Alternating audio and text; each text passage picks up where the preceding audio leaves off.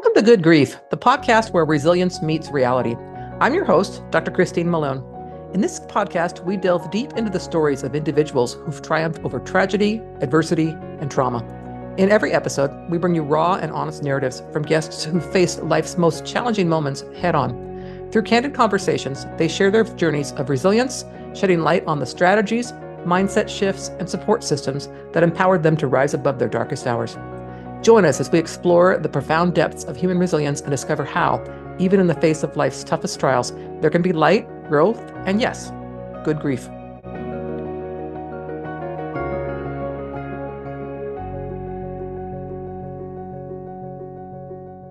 Listeners, thank you so much for joining me today. I have two guests, Rocio and Angel, and they are the authors of the Orchid, Secret Code of God. And they are going to talk about their book and how it can be used, the insights to guide us through the landscape of grief and trauma and things like that. So, Rocio and Angel, I will turn over to you just to give us a bit of background about why you wrote your book and what it's all about and who you're here to help. Thank you so much for giving us this space. It's really special for us to be here. Yes, thank you very much. Well, look, it's really, we are normal people. We come from corporate America. We have two daughters. We have traveled a lot extensively throughout the world. And in the outside, you would say, wow, these people are fantastic. They're living the life. But deep down inside, there was something missing. And in my case, it was purpose. And in the case of Rocio, it was looking for forgiveness. We come from very humble backgrounds. There was poverty, there was sexual abuse, there was missing parents. You know, I spent 5 hours with my father at 40 years old, and that was the extent of our relationship. And Rocio, the same. Yes, and natural disasters too. Yeah. Yes. And we started looking for a way to change. And really, it was Rocio who was leading that.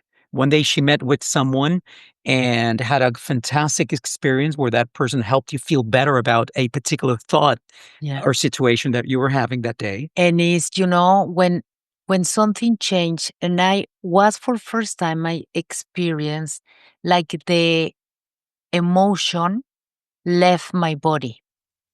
And in that moment, for me was, oh my God, I want more of that, because I was feeling that I have so many emotions trapped. So we went and studied spiritual psychology, and the process of the master is to really begin to release all the limiting beliefs and release all these ideas who are really connected to your body. So when I was releasing and releasing and releasing, really I was feeling fantastic about myself for first time in my life. Mm-hmm. And I finally understand that Angel, for example, he was a guy who always was positive and the glass was full. And in my case, always the glass was empty. And it's like life is terrible, because that was what I was experienced since I was a child. So it's very difficult to break with that mold or that way of thinking if you don't know that is possible. So at one point when I was feeling great, I came to him and it's like, let's do a TV show for more people to begin to understand that it is possible to really break free from these emotions that we carry inside of our bodies. And at that moment, the only thought that came to my mind is, we've never written anything. We're quite capable people, but we are not creative people, or at least it didn't feel that way at first. Why don't we do something else? Why don't we start writing a story? And humans have been telling stories around fires for thousands of years, if not millions. And people understand that. No one, I didn't have the sense that someone would sit down to read a book from us about self-help, even though we felt quite convinced that we were changing. And so that's how we got to write a book. And we decided to write it from the point of view of 6 women.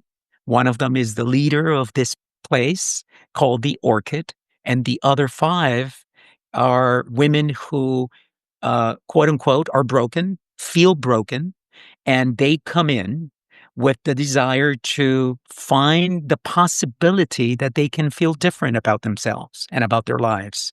And that's, in essence, the story. Yeah, yeah, and as I was sharing before we started recording, and again, thank you for sending me my copy of the book, if I can get the well, no, my blur's not gonna work.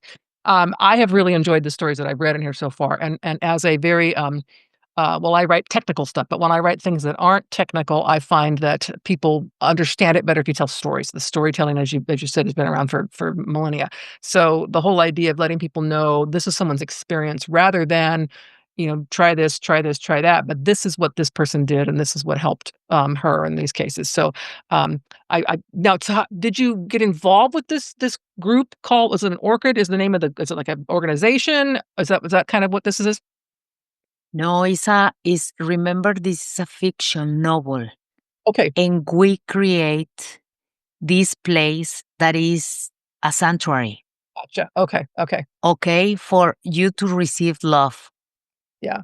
When we first started looking for what to name it, the truth is that when we started writing, and maybe because of that religious background that is always imprinted in people, Mm. the idea was, well, this is the garden. It's the Garden of Eden. Is where we go back to. It's that perfect place that we all always dream of, right? And well, I guess technically and legally, it just was overused. Too many people have been using that for way too long. And so we started looking for a name that could represent the women, the multiplicity of women that we wanted to speak about. And, when you start to get to a point in which you really go down to the soul level, to inside people, right? You start to realize everyone is beautiful. Right. Everything about everybody is absolutely fantastic. And so we started to look for a symbol that could capture that beauty that Mhm. every single woman emanates. And of course, the orchid emerged. Yes. Perfect. I mean, orchids definitely are associated with femininity, so it's totally, yeah, I can completely see that, and I love how you have your orchids in the background there too. That's great. Yes. I can never. Yes. This is my whole thing with. That's kind of amazing. So, if someone were to read your book, what is the goal? What is the goal for, I mean, I read the book, I'm enjoying the stories, but let's say I am feeling broken and I've got this pain I say hold on to because I know we can release it, but some people get a little offended when I say hold on to as if they're purposely wanting to stay where they are, but that's a different conversation for a different day. So how does a person really kind of learn from this? And use, I don't want to say tips and tricks, but just use the information to help themselves. The book is an experience. We are inviting everyone to go to a spa for 7 days and enjoy what is to be in the company of another women and to understand that they can learn from this process for the experience of other women. So the characters, they have challenge, all of them, but little by little, because they show their vulnerability from inside and from outside in a safe place. The reader begins to have inspiration of how you can really find that emotion that can be in different keys for you to open up and release wherever you are carrying. And we do it with 5 lessons. It's awareness. For what reason you think the way you think. We talk about limiting beliefs and all these ideas that we carry with ourselves and really put us in a cage. Believe me, Christine, at one point I was completely believing that I was less than a fly, okay? And I cannot go out of my prison. In the moment that I begin to understand how to use the information on my favor, I discovered that I was not a fly, that I can change, that what happened 5 seconds ago doesn't define me, and then really all the answers are inside of me. So that's awareness. After we teach what is gratitude, forgiveness, acceptance, and then at the end, intention. Because all of these tools are really important for the process of transform this beautiful energy that we have inside of us. And we call that alchemy. Mm-hmm. Makes sense. So in the moment that you transfer, and then the characters are helping the reader to begin to see different point of view, and that's give them inspiration. Right, right. I'm wondering if there is, in your experience, your studies and so on, if you found that there's a certain, what I want to call it, the negativity or whatever we need to give up that's harder for people to give up than others. And the one that comes to mind for me is forgiveness.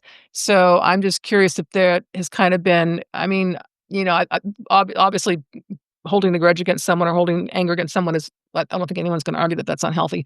But I think that to me seems like it would be some of the harder stuff to get rid of, right? It's like I've been wronged, or forgiving myself for a decision that I made that resulted in something negative, those types of things. So talk a bit about forgiveness and how that can be dispelled, as just gotten rid of.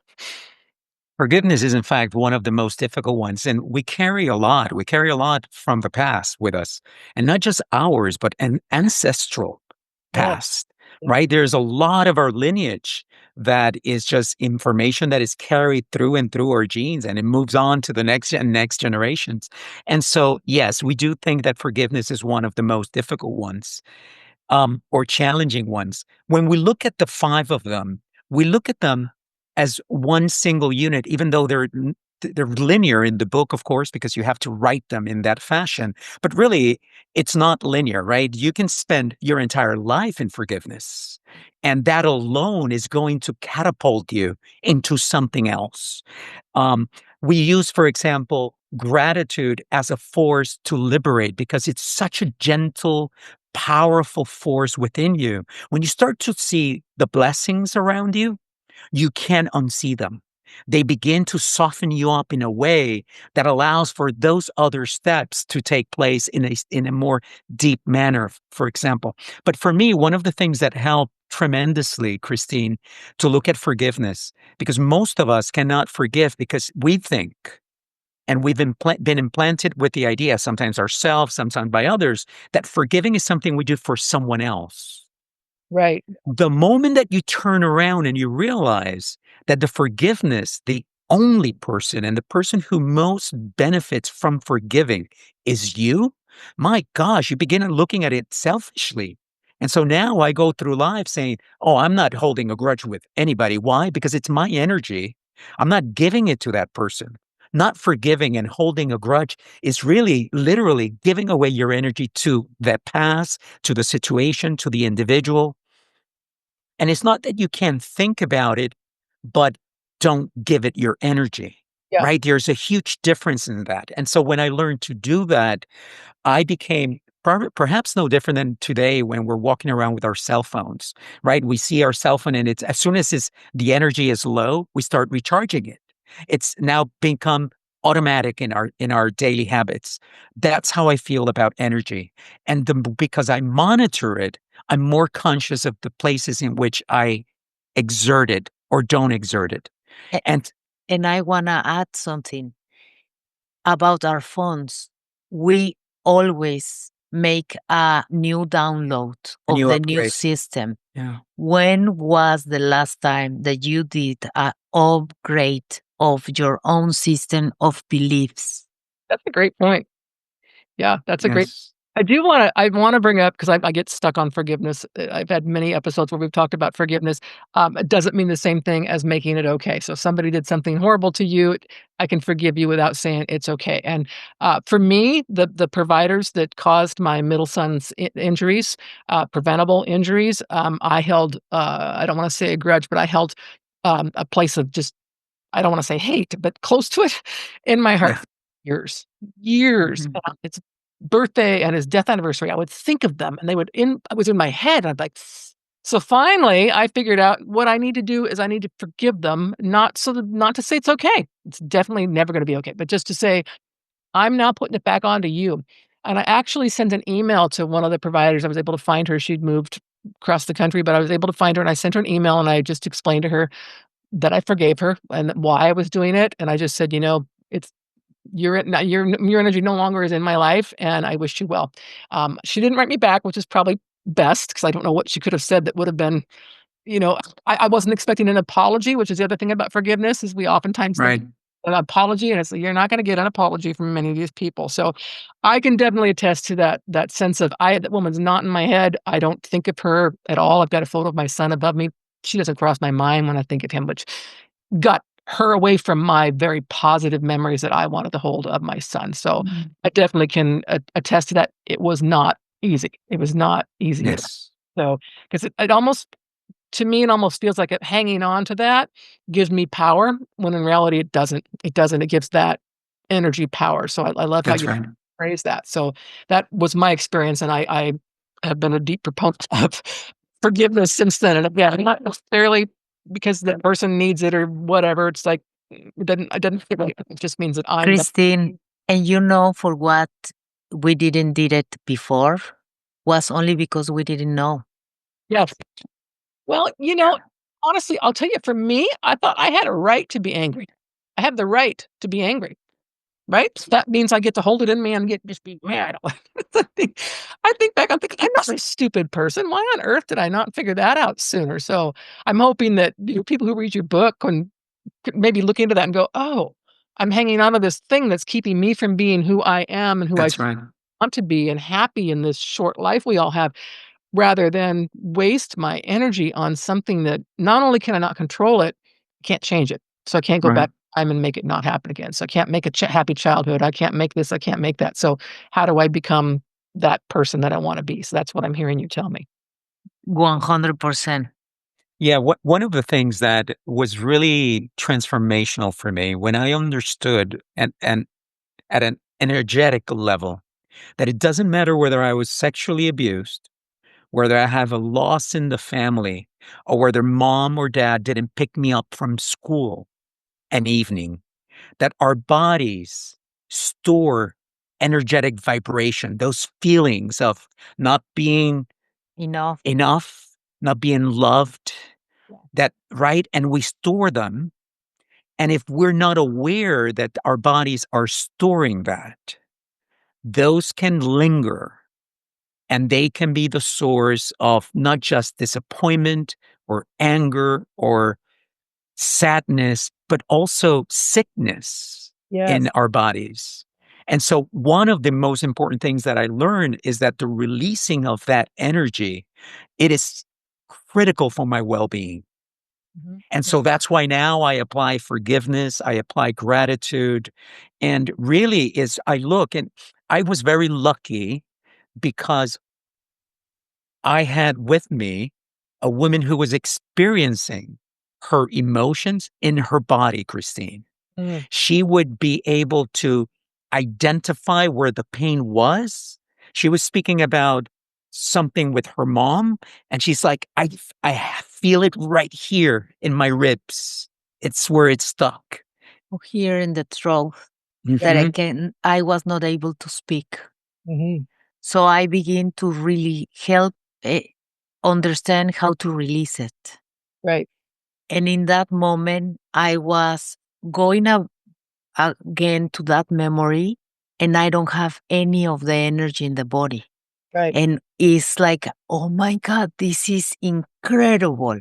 Yeah. That's why I was really in a mission to go to all the places that was hurting, because I understand that when I release it, I don't put more energy to anything like that anymore, and I can create from a place of creativity or abundance or joy.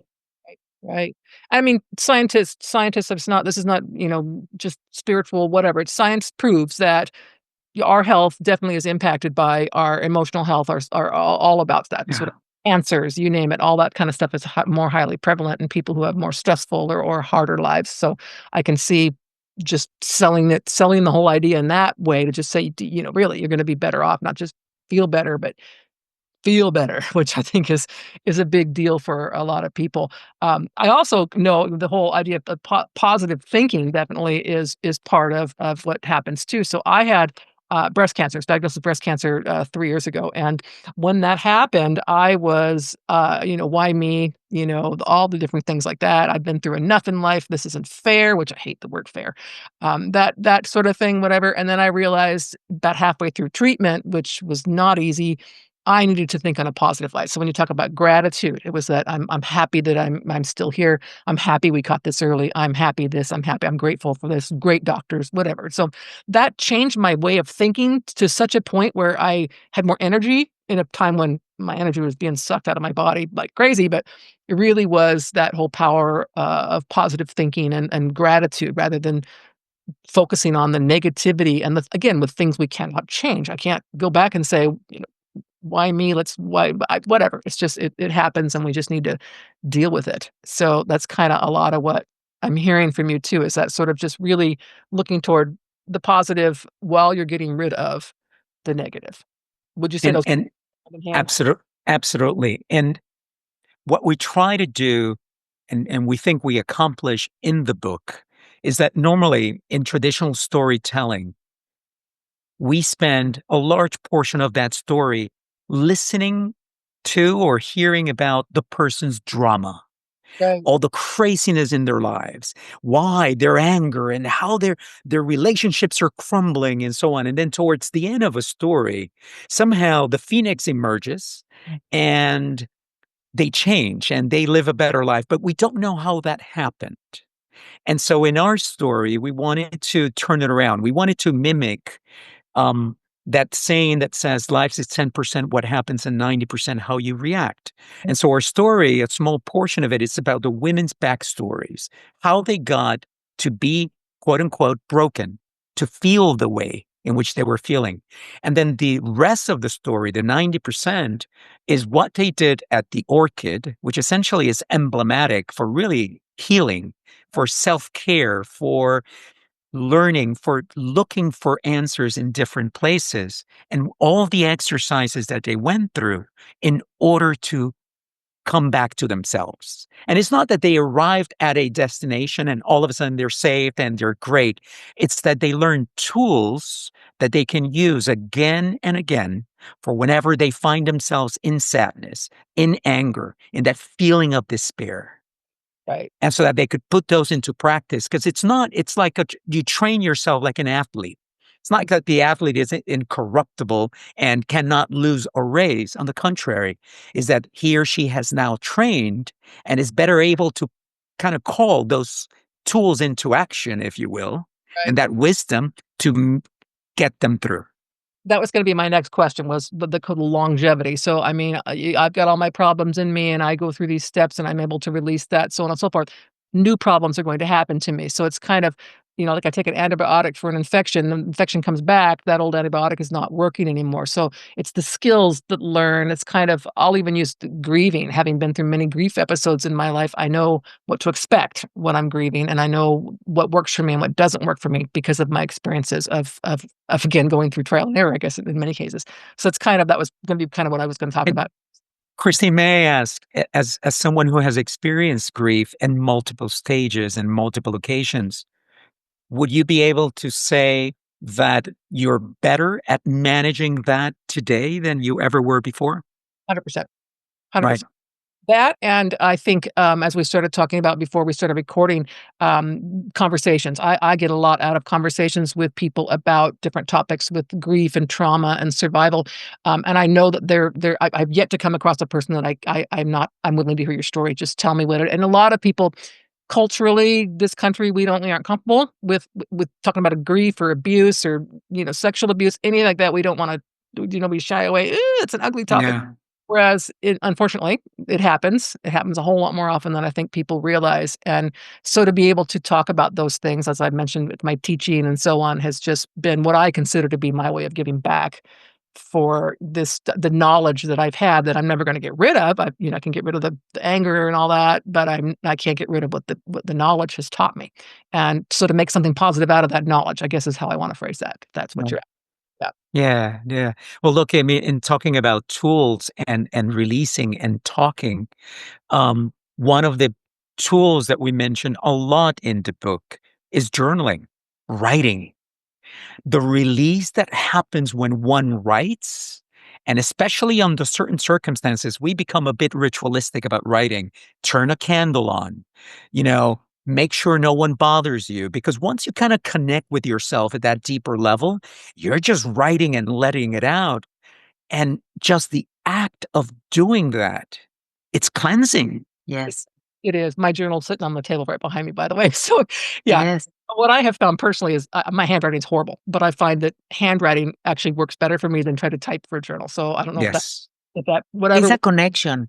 It's Yeah. a connection with your deeper, Yeah. your subconscious. Yes. And I have found also to go back and read something that I wrote maybe a year ago and see where have I come since then? What was I thinking then? Whatever. And that also speaks to where the progress you've made, right? It's like, oh, look at what Yes. you've lost. You bought whatever. I can check my progress by how much I weigh, 10, whatever. So that's kind of Yes. process with that too. So I really To be honest, this is your party. This is your life. For anyone who is listening, this is your life, and that's why it's important to know that you have tools. Right. Because you can use it wherever you want, because the person who decides is you. When? Now, not in the past. But you need to make peace with the past to really be totally present in the future, in here, right now, in the only time that we are, Right. that is the present. So in the moment that you begin to understand more and more, that help you to navigate life in a most Gentler way. gentle. Yes. So Yeah. that's the most important part. At the end, you decide if you want to hold to a grudge for 25 years, it's your decision. But if you want to drop it now, it's your decision. So if you begin to have more information, you're going to drop it because is only for you. So enjoy the process. Right. I mean, I do know people who I think want to keep it in them. I think that that victim complex kind of comes into play in some places, which is fortunate. But you got to want it yourself to help yourself. It's pretty much the way it is. There's a line in our book in which one of the characters is faced with that, let go or not let go, and she says, "Maybe I don't know who to be without my pain." That's an excellent point. And sometimes we get lost in the past and we're still living it. And we forget that we are here and now, and the past is gone. It doesn't exist, yet we're still there. And so, yeah, it is important that the person, and this was why awareness is critical. And awareness can be attained through, breathing, simply observing, I am here. We've been in situations with people who have been in our house and are undergoing a certain event.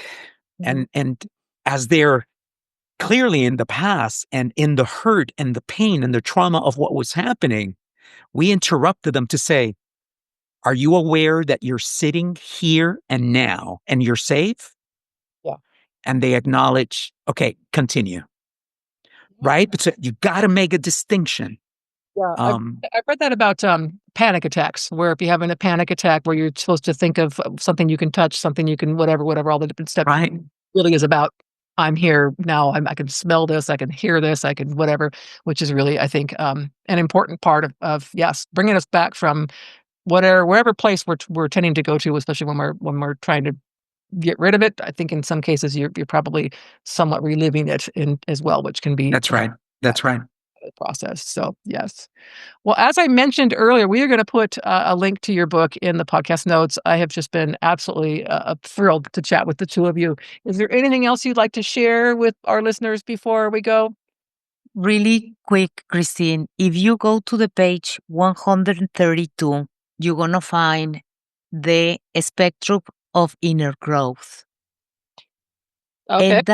And that helps anyone who is reading the book to understand where they are. Oh, okay. So self-assessment. Yes. Because at the end, the process is internally Right. to Right. really begin to understand if you are in survival or if you are, and what happened and what are the symptoms and what happened when you begin to go to curiosity and how you begin to change all of those little by little because this is your beautiful process. Mm-hmm. Yeah. Great. Anything from you, Angel, before we close? Well, I would add, and I'm sure it's been said many times in your podcast, all of these things have a remedy. They are not ours. They're not permanent. We may allow them to be. We are the ones that, through choice, allow them to continue. It doesn't mean you know the answer, and we understand that. But keep looking, keep trying new things. It may be one thing or another, but sooner or later you find a little key. And that little key unlocks this little lock that opens the next one and the next one and the next one, and transformation begins to occur. And it could be medicine. It could be a quiet moment under a tree because that's what you needed.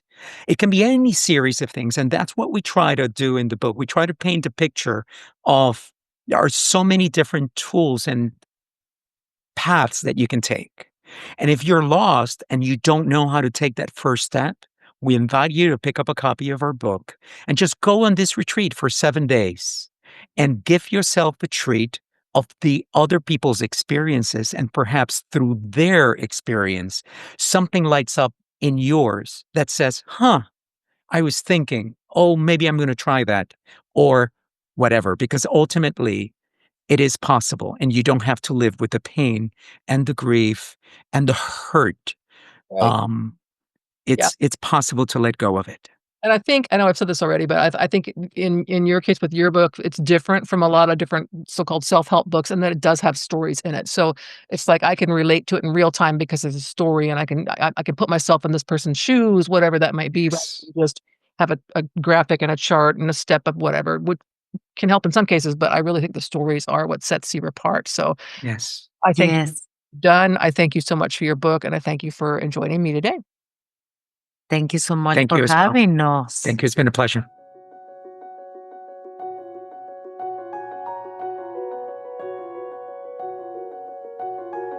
Thank you for joining us for this episode of Good Grief.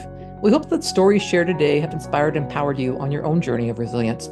If you want to dive deeper into the themes of trauma, tragedy, and survival, be sure to check out my memoir, The Day I Became the Spider Killer, a memoir of trauma, tragedy, and survival. In this book, I shared my own raw and honest experiences, offering insights and strategies for overcoming life's toughest challenges. You can purchase the book on Amazon, Barnes & Noble, or listen to it on Audible. Your support helps us continue to bring these powerful stories to light and spread a message of hope and resilience. Stay tuned for more incredible stories on our next episode. Until then, remember, even in the face of life's toughest trials, there can be light, growth, and good grief.